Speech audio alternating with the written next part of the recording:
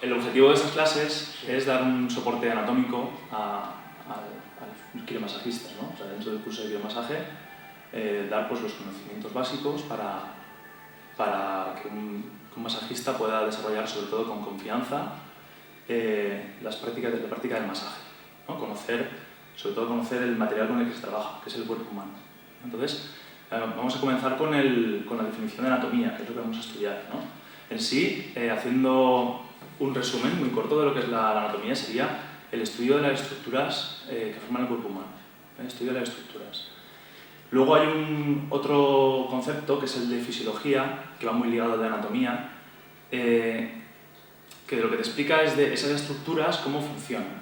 O sea, la anatomía son las estructuras, la fisiología lo que te dice es esas estructuras, esos tejidos, esos elementos, cómo funcionan. Entonces nosotros lo que vamos a hacer realmente es estudiar anatomía y fisiología, o sea, las estructuras del cuerpo humano y luego también su funcionamiento.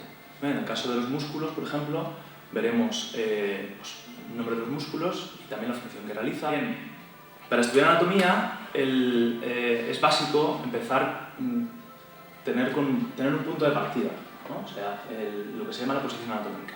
Bien, la posición anatómica es una postura en la que el cuerpo humano lo tenemos totalmente en extensión de extremidades, tronco en la posición neutra, mirada al frente, y lo más característico es que las palmas de las manos están hacia adelante.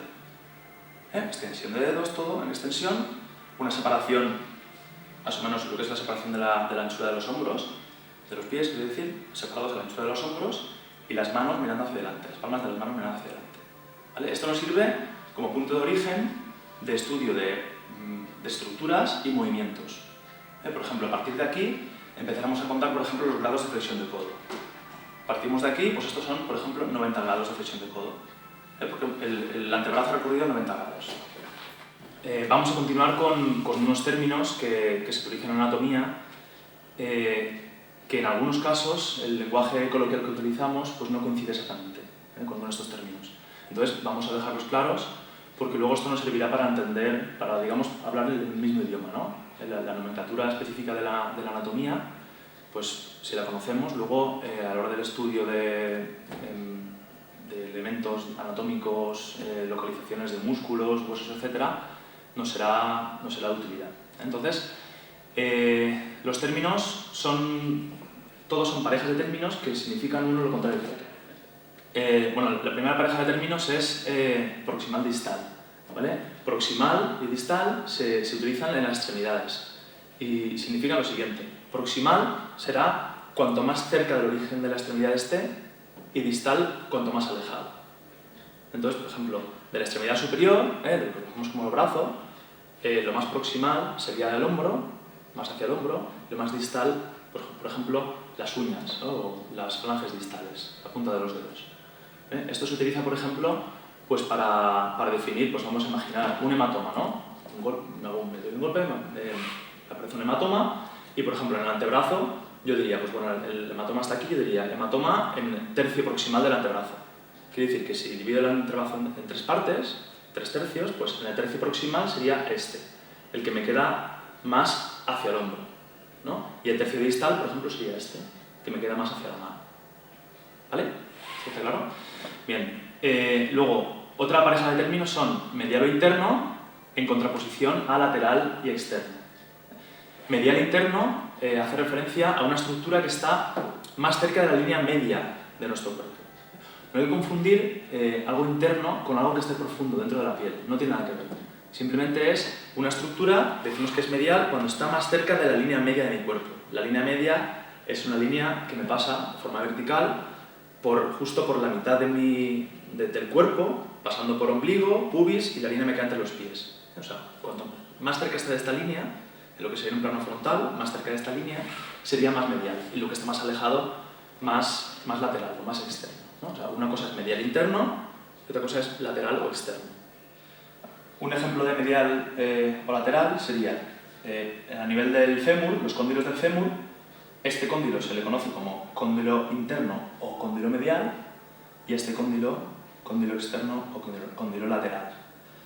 Porque este cóndilo me queda más cerca de la línea media del esqueleto que tenemos aquí sería esta, pues este cóndilo me queda más cerca, por eso es interno, y este más lejos, por eso es externo.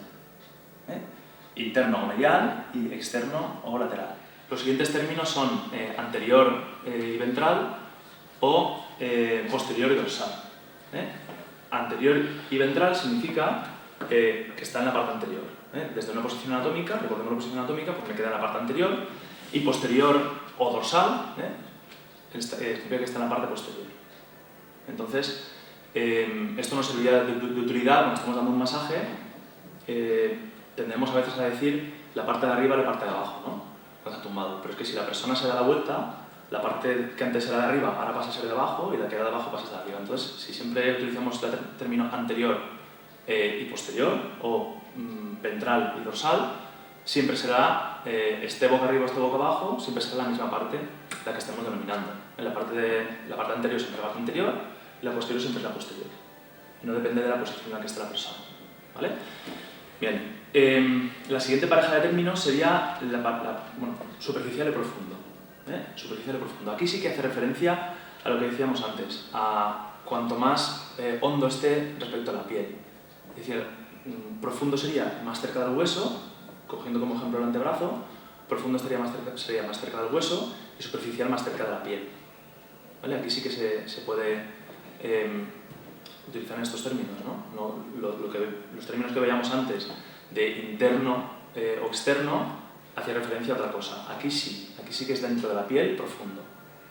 Cerca de la piel, superficial. ¿Vale? Bueno, otra pareja de términos sería palmar y dorsal. ¿Vale? Esto se utiliza solamente en la mano. Se puede utilizar en la mano los términos anterior y posterior, perfectamente, porque en posición anatómica esta es la parte anterior, esta es la posterior.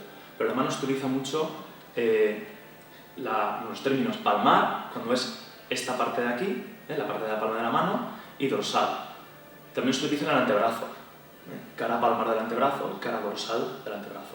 Palmar de la palma de la mano, dorsal del dorso de la mano. Luego, otra pareja de términos que tenemos es referente al pie, lo mismo referente al pie, que es, en vez de palmar sería plantar y dorsal. Entonces, plantar hace referencia a la región de la planta del pie y dorsal al dorso del pie. Bueno, y la última pareja de términos serían los términos craneal y caudal. Esto sería similar a lo de proximal y distal, pero hace referencia ya al tronco, bueno, a todo el cuerpo. O sea, craneal es hacia el cráneo y caudal hacia los pies. Como los peces, que la aleta caudal es la de la cola, la de los pies de los peces, ¿no? Y bueno, craneal hacia el cráneo, caudal hacia los pies. ¿Vale? También lo utilizamos para cuando hacemos un masaje en la espalda, para hablar de dirección. En una pierna podemos decir proximal o distal. Pues bueno, en la espalda podemos hacer un masaje que es un pase en dirección craneal, hacia la cabeza, o caudal hacia los pies.